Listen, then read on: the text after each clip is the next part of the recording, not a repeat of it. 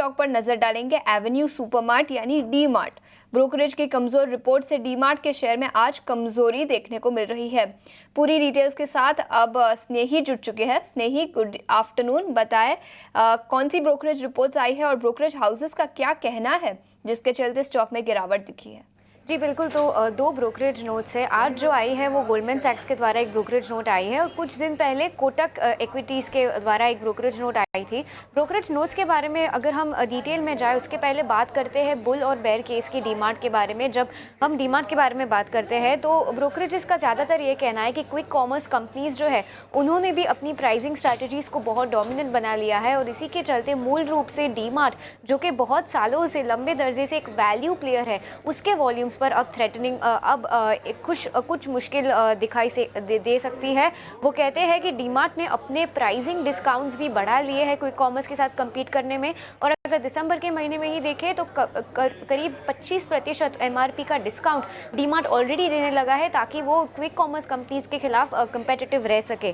और ब्रोकरेज का ये भी कहना है कि कोई कंपेटिटिव एडवांटेज नहीं है डीमार्ट का फ्रेश फ्रूट के कैटेगरीज में अगर हम अर्बन एरियाज़ में देखें तो। और जो मार्केट डीमार्ट एड्रेस करता है वो सिर्फ 1/5 साइज़ है इंडिया के टोटल $500 मिलियन के जो मार्केट इंडिया का साइज़ है उसमें से डीमार्ट का हिस्सा सिर्फ 17% है। और वो कहता है कि क्विक कॉमर्स जो है वो इंडिया के टॉप 10 देशों में बहुत तेज़ी से एक्सपांड हो रहा है, जबकि डीमार्ट का मूल रूप से ग्रोथ इन 10 शहरों से बाहर है। तो ये कुछ प्रॉब्लम्स है जो ब्रोकरेजेस फ्लैग कर रहे हैं। कोटक इंस्टीट्यूशनल इक्विटीज़ ने अपना सेल रेटिंग रिटेन किया है। 3,450 रुपीज़ का टारगेट प्राइस है। पहले 3,650 था, अब 200 रुपये से ये टारगेट प्राइस घटा चुके हैं। गोल्डमैन सैक्स ने भी अपना सेल रेटिंग मेंटेन किया है और उन्होंने भी अपना टारगेट कट किया है। 4,000 रुपये था पहले प्रति शेयर, अब वो आ चुका है 3,425 रुपीज़ पर।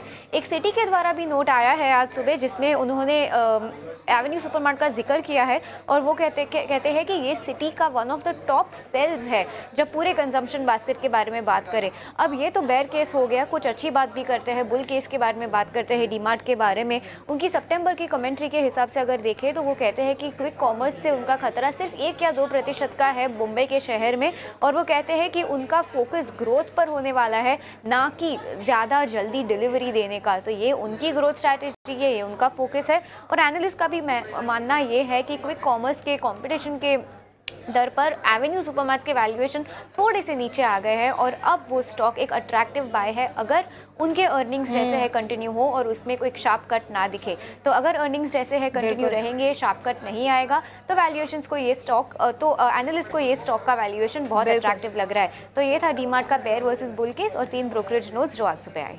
बिल्कुल, तो कई सारी ब्रोकरेज रिपोर्ट्स और कंपटीशन बढ़ती हुई नजर आ रही है जिसके चलते रिपोर्ट्स आई है। स्नेही, शुक्रिया पूरी डिटेल्स के साथ हमारे साथ जुड़ने के लिए। डीमार्ट के स्टॉक पर ही एक नजरिया ले लेते हैं। रुचित, क्या राय होगी आपकी? हालांकि दिन के निचले स्तर से थोड़ी सी रिकवरी यहां पर दिखी है, लेकिन फिर भी 3% की गिरावट के साथ 3,700 के आसपास स्टॉक। नियर टर्म का नजरिया क्या होगा डीमार्ट पर? सितंबर एंड में देखें तो लगभग 5,500 के आसपास के हाईज ये स्टॉक ने बनाया था और वहां से लगातार ये स्टॉक में करेक्शन होता आ रहा है। जो भी पुल बैक मूव्स भी आई है तो ऐसी स्ट्रेंथ नहीं दिख रही है कि जहां पे पुल बैक मूव्स में फ्रेश बाइंग इंटरेस्ट दिख रहा है। तो आई थिंक क्लियर वीकनेस है और ये वीकनेस आगे भी और कंटिन्यू रह सकती है। सो बेटर है कि नो स्टॉक को अवॉइड करें जब तक कोई हाई टॉप हाई बॉटम का स्ट्रक्चर नहीं बनता है। और नीचे अगर टेक्निकली देखें तो इमीडिएट सपोर्ट 3,600 के आसपास है, जो ब्रेक होता है तो 3,400 के लेवल्स भी हम आने वाले समय में डीमार्ट में देख सकते हैं। बिल्कुल, तो ये नज़रिया डीमार्ट पर 5,500 से पिछले 1-2 महीने में भारी गिरावट स्टॉक पर दिखी है। क्विक कॉमर्स में कई सारे प्लेयर्स आए हैं जिसके चलते कंपटीशन बढ़ती हुई नजर आई।